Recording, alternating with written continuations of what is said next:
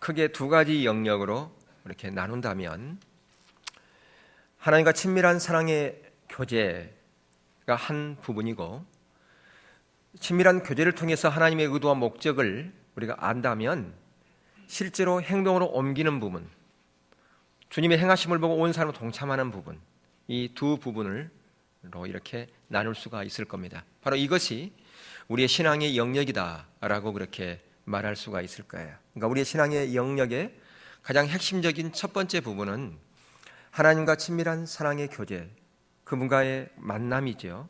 근데 그 만남이 있는 사람은 반드시 열매로 나타나게 돼 있다.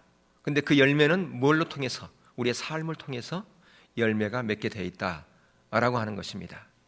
그렇기 때문에 내가 하나님과 친밀한 교제, 나는 하나님을 추구해, 나는 하나님 자신을 추구해 라고 하면서 행동으로 옮기지 않는다면 그 사람은 실제로는 하나님을 추구하는 사람이 절대로 아닙니다. 왜요? 열매가 맺히지 않기 때문에 그래요. 이렇게 열매 맺는 삶, 바로 우리의 이 신앙의 두 번째 이 영역에 속한 이 부분을 우리는 은혜에 의한 삶이다 라고 이렇게 얘기할 수 있고요. 그래서 왜냐하면 우리 신앙은 지난주에 살펴본 것처럼 오직 은혜로만 되어지기 때문에 그래요. 그래서 우리 신앙은 전적인 은혜에 의한 삶이다 라고 그렇게 말할 수 있고요. 또한 하나님의 행하심을 보고 전적으로 동참하는, 그것이 은혜지만, 은혜가 우리 가운데 부어지지만 결국 우리가 그 일에 동참하려면 뭐가 필요하느냐? 하나님을 신뢰하는 믿음이 필요해요. 그래서 그 열매를 맺으려면 믿음에 의한 삶이 같이 가는 겁니다. 근데 우리가 연약하기 때문에 우리는 넘어지게 돼 있어요. 실수할 수밖에 없어요. 그래서 우리는 순간순간마다 뭘 붙잡아야 되느냐? 주님의 십자가를 붙잡아야 되는 거예요. 그 십자가를 붙잡고 십자가의 그 능력을 통해서, 십자가의 사랑을 통해서 다시 은혜의 보좌 앞에 담대히 나아갈 수 있는 거예요. 그래서 우리는 십자가에 의한 삶이 되어야 되는 겁니다. 또한 그 모든 것의 가장 기본적이라고 할 수 있는 것이 뭐냐? 하나님의 말씀이죠. 이 말씀에서 모든 것이 다 기초되어지는 겁니다. 은혜에 의한 삶도, 십자가에 의한 삶도, 믿음에 의한 삶도, 또한 성령에 의한 삶도. 우리의 삶은 성령에 의한 삶이 되어야 돼요. 왜냐하면 성령 하나님이 우리 안에 오셔서 우리를 주관하시고 우리를 인도하기 때문에 성령 하나님의 인도를 따라가야 되잖아요. 바로 이게 성령에 의한 삶인데, 이 성령에 의한 삶, 이 모든 부분들은 바로 어디에 기초되어야 되느냐? 이 말씀에 기초해야 돼요. 성경에. 그래서 말씀에 의한 삶, 이게 같이 가야 되는 것이다 라고 하는 겁니다. 근데 이러한 우리 행동의 영역의 부분에 있어서, 열매 맺는 영역의 부분에 있어서 지금 우리는 무엇을 살펴보고 있냐면 은혜에 의한 삶에 대한 부분을 살펴보고 있고요. 오늘 마지막 시간에 뭘 보느냐 하면 하나님의 은혜가 우리 가운데 왔을 때 우리가 가져야 될 기본적인 자세, 중요한 자세, 그걸 보려고 하는 겁니다. 하나님의 은혜는 우리 때문에 오는 것이 아니라고 말씀했어요. 하나님의 은혜는 하나님의 질투, 하나님의 열심 때문에 하나님의 목적을 이루시기 위해서 하나님의 은혜를 부으시는 겁니다. 우리 때문이 결코 아니라고 하는 사실을 우리는 반복해서 강조하는 겁니다. 왜냐하면 우리는 어떤 부분에 있어서 하나님의 은혜가 부어지고 어떤 부분에 열매가 있으면 이것은 나 때문이다. 또 다른 사람이 그렇게 얘기합니다. 축하합니다. 놀랍게 하셨네요. 축하한다고 그래요. 왜? 어떤 일도 이루었다고. 그것은 결국 당신을 통해서 그 일을 이루었습니다라고 하는 그 축하의 말 속에 그게 들어있거든요. 제가 한 게 아니에요. 하나님께서 하신 거예요 라고 그렇게 말하지만 그래도 당신이 특별하니까 이런 일이 있는 거죠 라고 또 얘기를 합니다. 그래서 은연중에 상대방도 마찬가지고 나도 마찬가지고 오늘 나가 이렇게 대해진 것은 전적인 하나님의 은혜라 말을 하지만 나의 나된 것은 하나님의 은혜가 아니라 나의 나된 것은 나 때문이다. 나의 능력 때문이다. 내가 잘났기 때문이다 라고 그렇게 자부심을 가질 수 있다라고 하는 것입니다. 우리가 그것이 내려지지 않으면 오늘 살펴보겠지만 하나님의 은혜는 순식간에 쏟아져 버릴 수 있다라고 하는 겁니다. 하나님의 은혜가 부어지는 것은 우리 때문이 아니라 하나님의 일을 위해서, 하나님의 목적을 위해서 우리 가운데 은혜를 부어주시는 거거든요. 그것을 우리가 잊어서는 안 될 것이다 라고 하는 겁니다. 그래서 고린도후서 6장 1절에 보면 우리가 하나님과 함께 일하는 자로서 너희를 권하노니 하나님의 은혜를 헛되이 받지 말라 그렇게 말씀하고 있어요. 다시 말하면 하나님의 은혜를 절대로 쏟아버리지 말아라 그렇게 말씀하고 있어요. 쏟아붓지 말라고. 근데 하나님의 은혜가 쏟아버릴 수 있다 그 말이에요. 하나님의 은혜가 왔는데 그것을 계속해서 담아놓으면 얼마나 좋겠습니까? 근데 나도 모르게 그 은혜를 쏟아버릴 수 있다라고 하는 거예요. 그래서 사도 바울은 건면하기를 하나님의 은혜를 절대로 쏟아버리지 말아라고 그렇게 건면하고 있거든요. 근데 하나님의 일을 이루시기 위해서 하나님의 은혜가 왔다고 이렇게 말씀드렸는데요. 오늘 본문의 배경을 좀 볼 필요가 있어요. 오늘 본문의 배경은 어떤 것인가? 예루살렘 교회에 큰 환란이 왔죠. 특별히 오늘 스데반의 일로 그랬잖아요. 스데반이 순교를 당하는 그런 어려움 가운데서 예루살렘에 엄청난 핍박이 몰려오기 시작했습니다. 그래서 그것을 참지 못해서 사도들을 제외한 모든 믿는 사람들이 뿔뿔이 흩어지게 됐어요. 어떤 사람은 사마리아로, 어떤 사람은 이방 지역으로 흩어져 갔어요. 흩어져서 뭐 했느냐? 그들이 그곳에서 복음을 전하게 됐어요. 또 해당 중심으로 복음을 전하고, 그리고 거기에 교회가 생겨나기 시작했다 그 말이에요. 그런데 그 교회는 누구 중심이냐? 유대인 중심이죠. 왜? 예루살렘에 있는 유대인들이 사마리아와 열방을 향해서 나가서 그곳에서 복음을 전해서 바로 유대인 중심의 교회가 생겨나기 시작했다라고 하는 거예요. 그런데 오늘 지금 우리가 본문에 살펴본 그 안디옥 교회는 유대인 중심이 아니라 이방인 중심의 교회다라고 할 수 있습니다. 근데 거기 보면 누가 그 교회를 세웠는가? 거기 보니까 안디옥, 구브로와 구레네에서 온 소수의 무명의 사람들. 여기 보면 그러니까 구브로와 구레네에서 온 사람들에 의해서 복음이 전파됐다고 그러지 않습니까? 그러면 이 구브로와 구레네에 누가 복음을 전했을까? 구레네 추측해 보건대 이 구브로와 구레네에 복음을 전한 자는 예루살렘에 핍박이 있을 때 바로 이 유대인들이 가서 예수를 믿는 유대인들이 가서 그곳에서 복음을 전했을 때에 그곳에 있는 그 사람들이 그 복음을 받고 야, 이 굿뉴스, 이 복음을 우리만 받아서는 안 되겠다. 어쩌면 다른 지역에 또 안디옥 지역에 자기의 형제, 자기의 부모, 자기의 친척이 생각나는지도 모릅니다. 아니면 그곳에 대해서 가서 복음을 전해야 되겠다. 다른 지역으로 흩어졌겠죠. 우리가 여기서만 우리가 복음을 전해서 안 되겠다. 그래서 갔던 곳이 바로 어디냐? 안디옥이었다라고 하는 거예요. 그래서 그 안디옥에서 그들이 복음을 전한 거죠. 그러니까 이 안디옥 교회는 바로 이방인에 의해서 이름 없는 소수, 이름이 알려지지 않았어요. 어떤 사람인지. 그렇지만 그 이방인들에 의해서 교회가 세워졌다라고 하는 것입니다. 근데 그 당시 예루살렘에서 바라볼 때 그 안디옥은 어떤 곳인가? 안디옥은 아주 세상 끝과 같은 그런 곳이었다라고 하는 것입니다. 그래서 오늘 본문에서는 뭐라고 표현하고 있냐면 19절에 안디옥까지 이르러라고 하는 그런 표현을 하고 있어요. 안디옥까지 이르라고 하는 그 뉘앙스는 뭐냐면 그 멀리까지 가서 복음을 증거했다라고 그렇게 말하는 걸 보면 그 당시 안디옥은 예루살렘을 봤을 때는 아주 땅끝과 같은 그런 곳이었다라고 그렇게 예견할 수 있다라고 하는 것입니다. 그러니까 안디옥 교회는 아주 주변적인 교회, 아주 변두리적인 그런 교회였고 유대인 중심이 아닌 이방인 중심의 그런 교회였기 때문에 별로 관심이 없는 그런 교회였다라고 하는 겁니다. 그런데 그러한 주변적인 교회, 별로 관심이 없는 그런 교회, 유대인 중심이 아닌 이방인 중심의 그런 교회에 지금 뭐가 와 있다고요? 하나님의 은혜가 거기에 강력하게 와 있다라고 그렇게 성경은 기록하고 있습니다. 왜 그런 주변적인 교회, 변두리 교회에 하나님의 은혜가 그렇게 와 있는가? 그것은 하나님의 놀라운 계획, 하나님의 목적을 하나님께서 이루시기 위해서 그 변두리 교회에 주목받지 못한 그런 안디옥 교회에 하나님께서 와 계셨다. 뭐 하시기 위해서? 그들이 특별했기 때문에요? 그들이 뭔가 열심히 했기 때문에? 아니에요. 하나님의 놀라운 계획을 하나님께서 이루시기 위한 하나님의 열심, 하나님의 질투 때문에 그렇게 하셨다라고 하는 것입니다. 그래서 그것은 예루살렘 입장에서, 예루살렘 유대인 입장에 봤을 때는 아주 변두리 끝 교회일지 모르지만 하나님의 관점에서는 그 안디옥 교회는 입구와 같은, 시작과 같은 그런 교회였어요. 어떤 입구, 어떤 시작입니까? 세계를 품을 수 있는, 세계에 복음을 전하는 바로 시작점과 같은 곳이었다라고 하는 것입니다. 그러니까 사람들의 관점에서는 그런 변두리였지만 하나님의 관점에서는 전 유럽과 아시아와 열방을 품을 수 있는 바로 선교의 전인기지를 그곳에 세우기 위해서 하나님께서 은혜로 그 안디옥 교회 가운데 와 있었다고 하는 것입니다. 그래서 그 당시 아무도 생각하지 못했던, 상상하지 못했던 그 놀라운 일들을 하나님께서는 계획하시고 실제로 실행해 가셨던 것을 볼 수 있습니다. 무엇이 그렇게 하셨다고요? 하나님의 은혜가 그렇게 하셨다라고 하는 것입니다.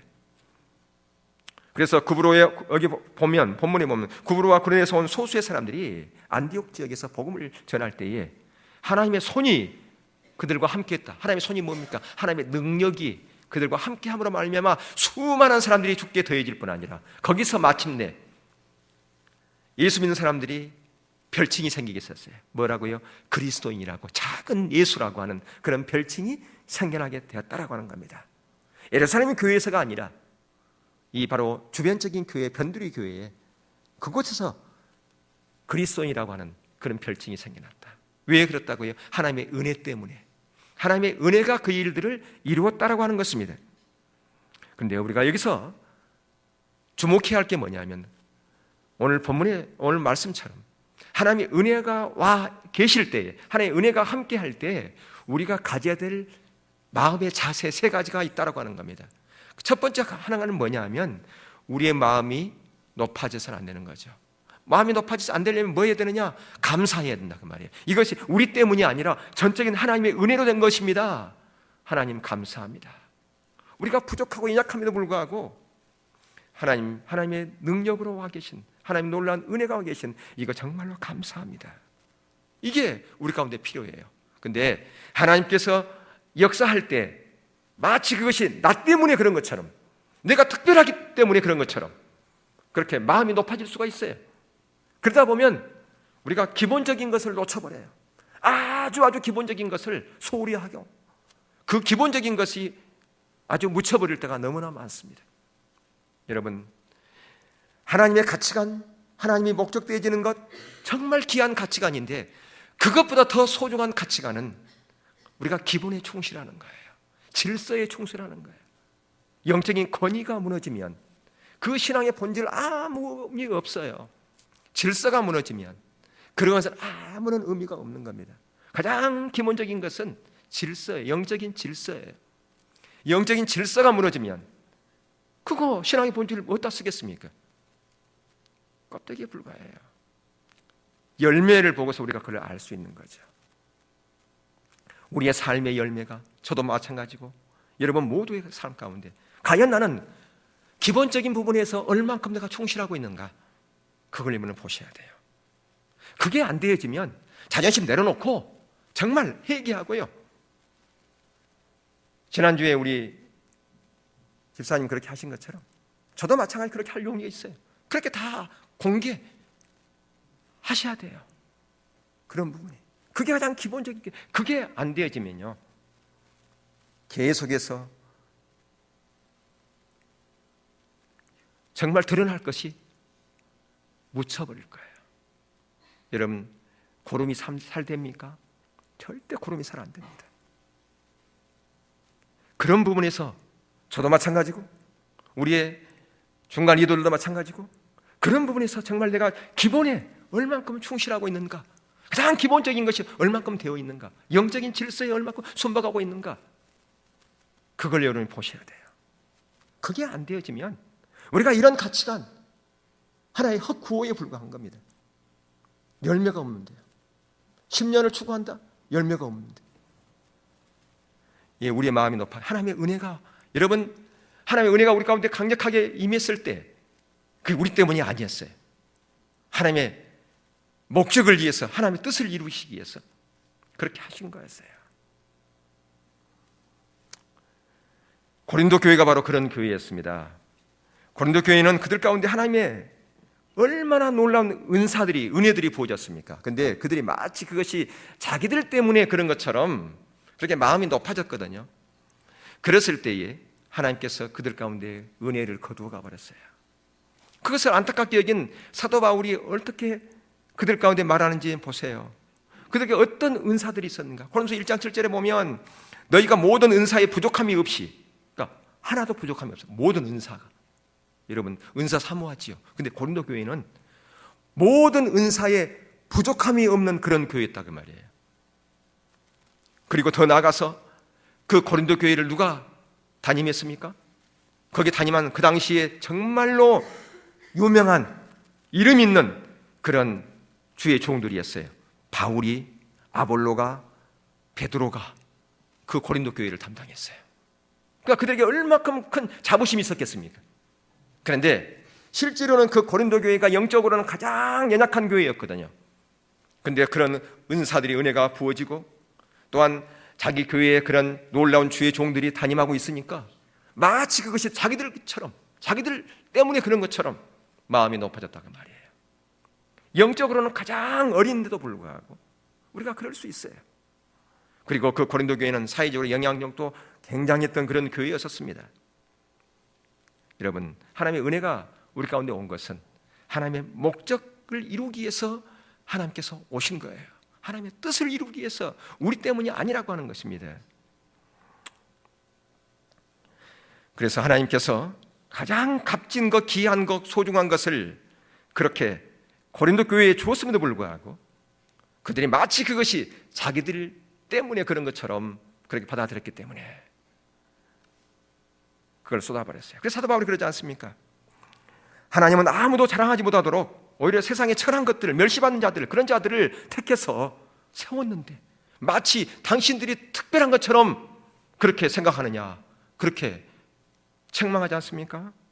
자, 고린도전서 1장 26절에서 29절 한번 보십시다.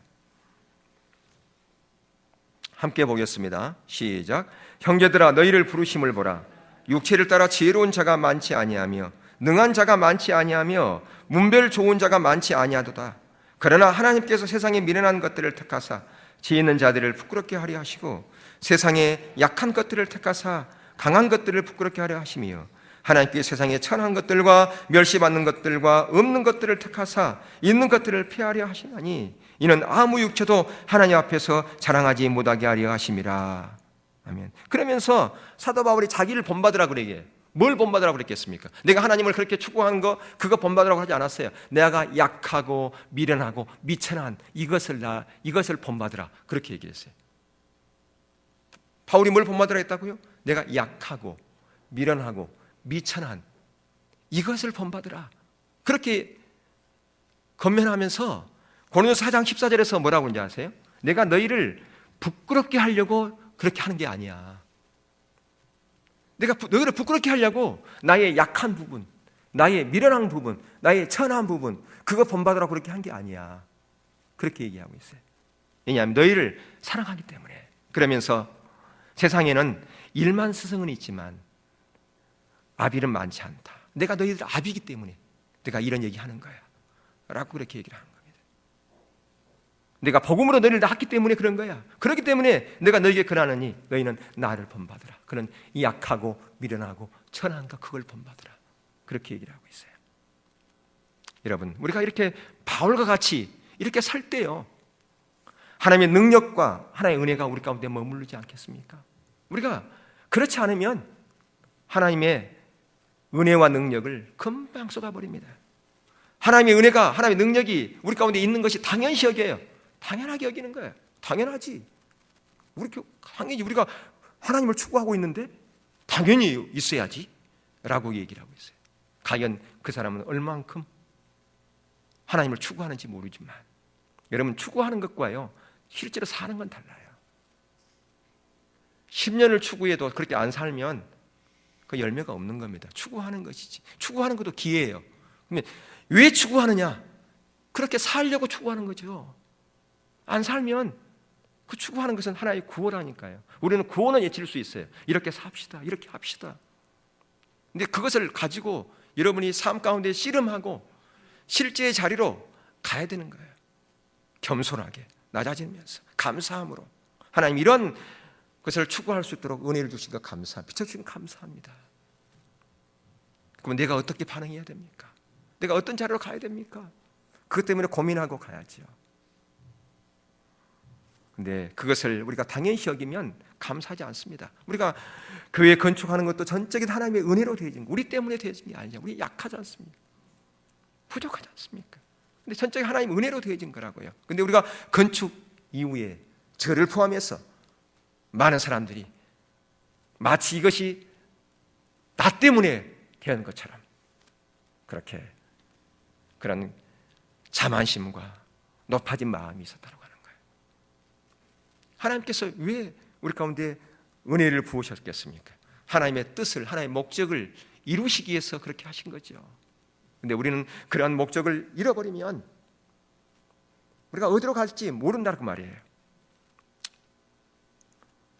여러분, 그렇기 때문에 하나님의 은혜가 우리 가운데 있을 때 정말 감사해야 돼요. 진심으로 감사해야 돼요. 그것은 10번을 강조해도 지나치지 않습니다. 또 감사하고 감사하는 거예요. 그리고 우리가 이 자리에 있는 것도 감사해야 돼요. 항상 감사, 그래서 범사에 감사라고 그러는 거예요. 비춰진 거 감사하죠. 그러면 비춰졌다면 우리가 어떻게 행동해야 할 건가? 나이가 그렇게 마음이 높아졌던 그런 부분이, 기본적인 것이 충실하지 못한 것이 있다면 그럼 돌이켜야죠. 돌이키는 것이 감사죠. 돌이킬 수 있도록 기회를 주신 하나님, 그게 감사합니다. 비춰주신 거 감사합니다. 그게 바로 우리가 하나님의 은혜를 담을 수 있는 그릇을 준비하는 거예요. 준비도 안 됐는데 하나님의 은혜, 옛날에는 이렇게 강력한 은혜가 있었는데 그것만 바라보면 뭐합니까? 나는 과연 하나님의 은혜를 과연 담을 수 있는 그릇으로 준비되어 있는가? 그것 때문에 고민하고 그것 때문에 하나님의 은혜를 구하는 그런 자리로 가야지요. 더 나아가서 두 번째는 하나님의 은혜가 우리 가운데 임할 때 왜 하나님께서 우리가 은혜를 부어줬는가? 그것은 하나님의 목적에, 하나님의 뜻에 동참하라고 우리 가운데 은혜를 부어주시는 거예요. 은혜는 우리 때문에 아니라고 그랬죠. 하나님의 목적을 이루시기 위해서 우리 가운데 은혜를 부어주신다니까요. 하나님의 은혜가 부어지면 우리가 그 뜻에, 하나님의 목적에 온 삶으로 동참하는 것이 필요합니다.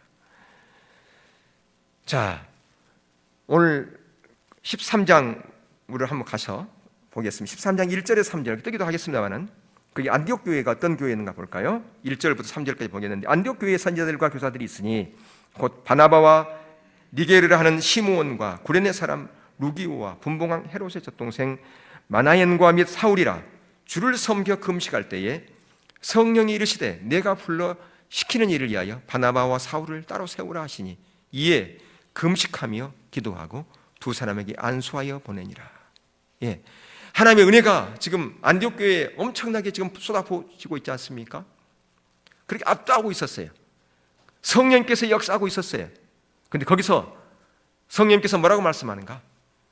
바울과 바나바를 하나님의 목적을 위해서 따로 세우라는 거예요. 뭐 하기 위해서? 선교사로 보내기 위해서. 담임 목사와 수석 부목사를 세우라는 거죠. 만약에 하나님의 은혜가 그 가운데 부어지지 않고 성령이 역사하지 않았다면 그들은 순종하기 어려웠을 겁니다. 지금 엄청나게 지금 성장하고 있는 그런 안디옥 교회, 하나님의 역사가 지금 함께하고 있는 그런 교회, 그 교회에 아니 담임 목사님이 선교사로 가고 수석 부목사가 선교사로 가면 우리 교회는 어떻게 합니까? 그럴 거 아니겠습니까 당장? 근데 지금 이 안디옥 교회는 하나님의 목적을 알았기 때문에 그들은 기꺼이 동참했던 것을 볼 수 있어요. 기꺼이 대가를 지불하고 동참한 것을 볼 수 있어요. 왜 그게 가능했는가? 하나님의 의도를 알았기 때문에, 하나님의 인도하심을 알았기 때문에 그들은 어떠한 대가가 지불된다 할지라도 이게 하나님의 뜻이 이루어진다면, 하나님의 목적이 이루어진다면 우리가 그렇게 순종하겠습니다. 그렇게 지금 반응하고 있다 그 말입니다. 그래서 그걸 통해서 뭐가 이루어졌느냐? 바로 전 세계 복음화가 이루어진 거예요. 바로 이 안디옥 교회가 전 세계 복음화에 소속이 되어지고 전진지가 되어지는 그런 교회가 됐다 그 말이에요. 이 하나님의 놀라운 역사 아니겠습니까? 그래서 하나님의 은혜가 우리 가운데 올 때, 하나님의 목적을 이루라고 하나님의 은혜가 우리가 올 때 우리는 어떤 대가가 지불된다 할지라도 그 뜻에 온 삶으로 동참하는 것이 필요합니다. 만약에 동참하지 않으면요, 하나님의 은혜는 쏟아져 버린다 그 말이에요. 하나님의 은혜가. 그래서 하나님의 은혜가 우리 가운데 지금 미미하다면 보아야 돼요. 내 정말 감사하지 못하고 내 마음이 높아져서 가장 기본적인 부분 것부터 지금 무너졌는가? 내 삶의 부분에서, 내 신앙의 부분에서. 그리고 하나님의 은혜가 와서 하나님의 목적에, 하나님의 뜻에, 하나님의 비전에 내가 과연 대가를 지불하고 온 삶으로 동참하고 있는지 그걸 우리가 볼 필요가 있다고 하는 것입니다. 여러분, 어떠한 사람도 다 물어보면 당신에게 하나님의 은혜가 함께하기를 원하십니까? 라고 물어보면 예, 하나님의 은혜가 함께하기를 원하십니다. 그렇게 답하지 않은 사람은 아무도 없을 거예요. 여러분, 하나님의 은혜가 우리 가운데 부어지는 것은 뭐 때문에 부어진다고요? 하나님의 목적에 동참하라고 부어진다니까요. 우리 즐겁게 하려고, 우리 기분 좋게 하려고 은혜가 부어진 게 아니란 말이에요. 여러분, 아무런 어떤 대가가 어떠한 것인지 우리는 그것을 고민해 볼 필요가 있어요. 그 대가가 뭔가? 우리는 하나님의 은혜가 부어지면 제가 대가 지불하고 하지요 라고 그렇게 쉽게 말할 경우도 있습니다. 예, 근데 그것은 몰라요. 실제 그 자리에 가보면 그게 가능한지 안 하는지. 아무나 그게 할 수 없는 거거든요. 그래서 우리가 대가를 지불하고요, 하나님의 은혜에 동참하는 삶이요, 전혀 그런 것이 없는 그런 삶과 여러분 비교해 보세요. 하나님의 은혜가 함께 했을 때 그게 동참한 그것이 얼마나 큰 하나님께 영광된 일인지. 여러분의 인생이 한 번밖에 없는 인생인데, 우리에게 한 번밖에 없는 인생인데 하나님의 은혜가 부어졌을 때 내가 온 사람을 동참해서 하나님이 원하시는, 하나님이 기뻐하시는 이 시대에, 이 21세기에 하나님이 원하시는 그 기뻐하시는 뜻을 나를 통해서 그 뜻을 이루었다라고 생각한다면 그것처럼 영광스러운 일이 어디 있겠습니까? 여러분은 다 족보가 있죠? 여러분 족보 좀 아신 분들은 나는 무슨 우리의 할아버지는 누구다고, 우리는 할아버지는 진사였다고, 영의정이었다고, 그래서 그걸로부터 족보가 시작되는 거 아닙니까? 그 얼마나 자부심을 갖습니까? 자랑스럽게 여깁니까? 근데 이것은 그것과 비교할 수 없는 거죠. 세상에 썩어지고 없어질 것과 비교할 수 없는 것 아닙니까? 그런 영광을 맛보라고.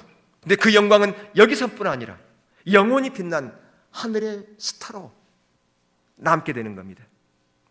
하늘의 스타. 우리가 이미 큐티한 부분도 있지만 우리가 하나님의 일에 동참하고 하나님 기뻐하신 일을 하면 우리를 어떻게 하신다고 그러던가요?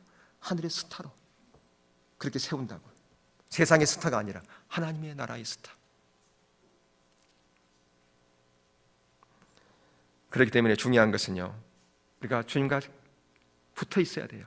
주님께 붙어 있어야 돼요. 주님의 뜻에 붙어 있어야 돼요. 주님과 친밀한 교제, 그분 자신이 우리 삶의 목적이 된다 그 말입니다. 그래서 세 번째 중요한 것은 하나님의 은혜를 우리가 쏟아붓지 않기 위해서는 줄기차게 하나님 그분 자신만을 구하는, 그분께 붙어있는, 그분과 친밀한 교제 가운데 있는 그게 필요합니다. 23절은 본문 23절을 한번 우리 같이 읽겠습니다.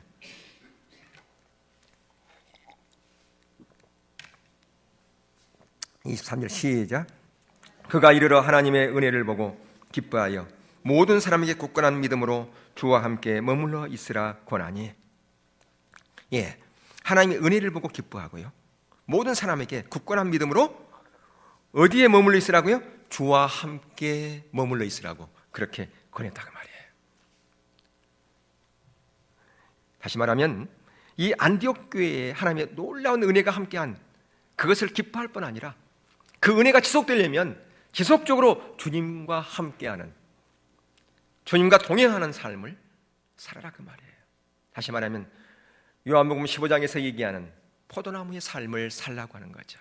가진 우리가 포도나무인 예수님께 붙어 있어야 된다. 그래야 거기서 예수님의 생명이 우리 가운데 공급되어져서 가진 우리를 통해서 무슨 열매가 맺혀요? 예수님의 열매가 맺히는 겁니다. 우리의 열매가 아닌 주님의 열매. 그게 바로 하나님께서 이 시대에 맺고 싶어하는 열매라 그 말이에요. 하나님께서 이 시대에 이루시고자 하는 하나님의 뜻이라 그 말입니다. 그게 하나님의 목적이라고 하는 것이죠. 그래서 주님과 친밀한 교제 가운데 지속적으로 머물러 있으라고 그렇게 건면하고 있지 않습니까? 온 마음으로 주께 붙어 있어라, 지속적으로 머물러 있어라 라고 하는 것입니다. 우리가 주님만이 나의 목표가 되고 지속적으로 내가 그렇게 하는 것, 그것이 우리의 유일한 열망이 돼야 돼요. 어제는 내가 그렇게 됐는데 오늘은 안 되고, 방금은 됐는데 지금은 안 돼. 그게 아니라 지속적인 열망이 돼야 된다라고 하는 것입니다. 우리가 지속적으로 주님과 친밀한 교제 가운데 머물러 있지 않으면 우리 가운데 어떤 수많은 열매가 주렁주렁 지금 열려 있다 할지라도 언젠가는 그것은 말라버릴 겁니다. 왜요? 뿌리가 뽑혀 있었기 때문에. 아니, 가진 우리가 예수님께 떨어져 있기 때문에.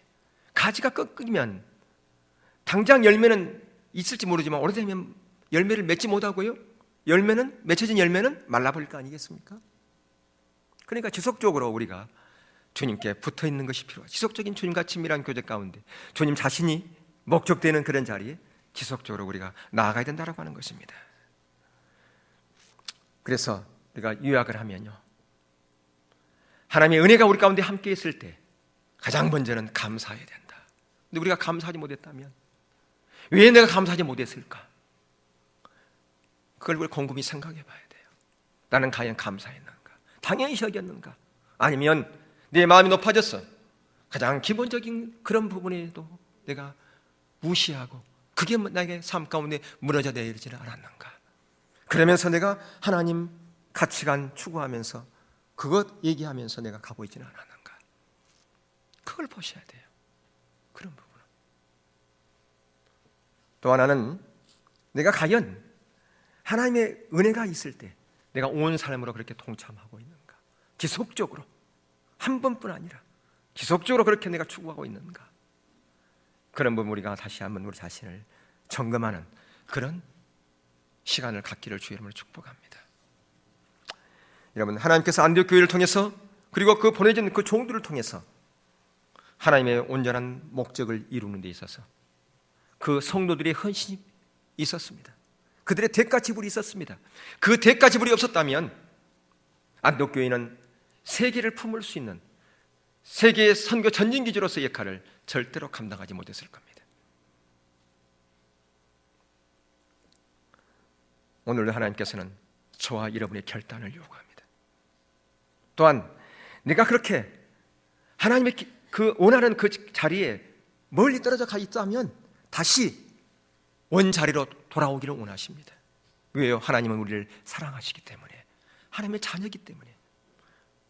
하나님의 자녀인 저와 여러분을 통해서, 아니 우리 보험교회를 통해서 하나님 비전을 이루시고자 하는 그 열망이 우리보다 하나님께 있기 때문에 그렇습니다.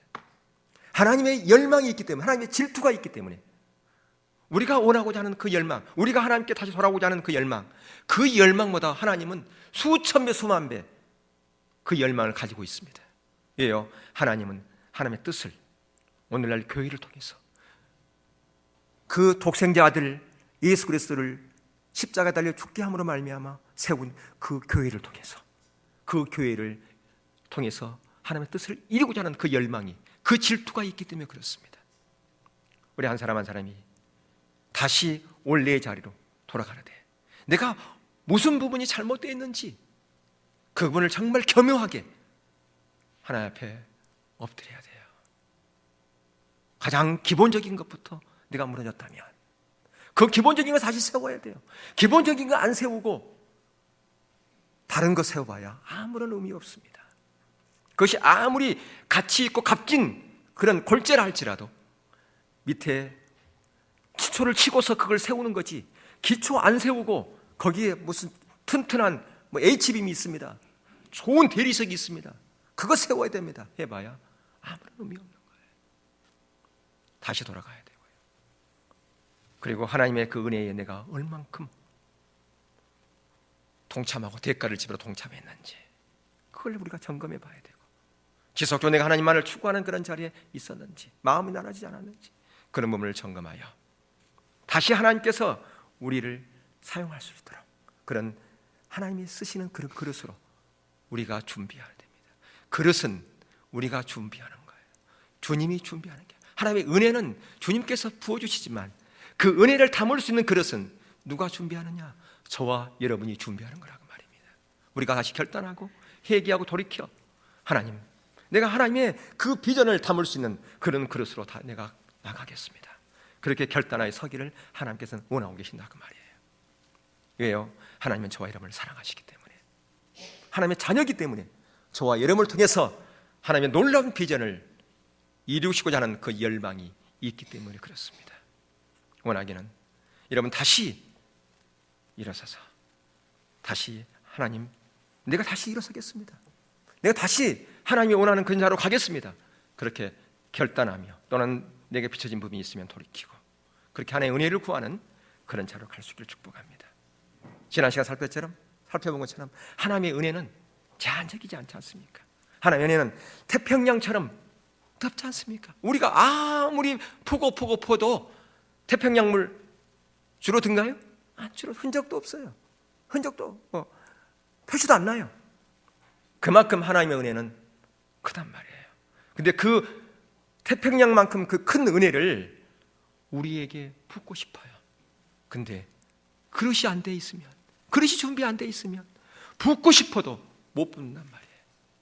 원하기는 여러분들 모두가 다 그렇게 그릇을 준비하는 한 사람 한 사람이 되어질 수 있기를. 그래서 하나님의 놀라운 은혜를 모두가 담아서 이 시대에 하나님께서 원하고 기뻐하신 뜻을, 하나님의 목적을 여러분 한 사람 한 사람을 통해서 이루어갈 수 있기를 주의 이름으로 축원합니다.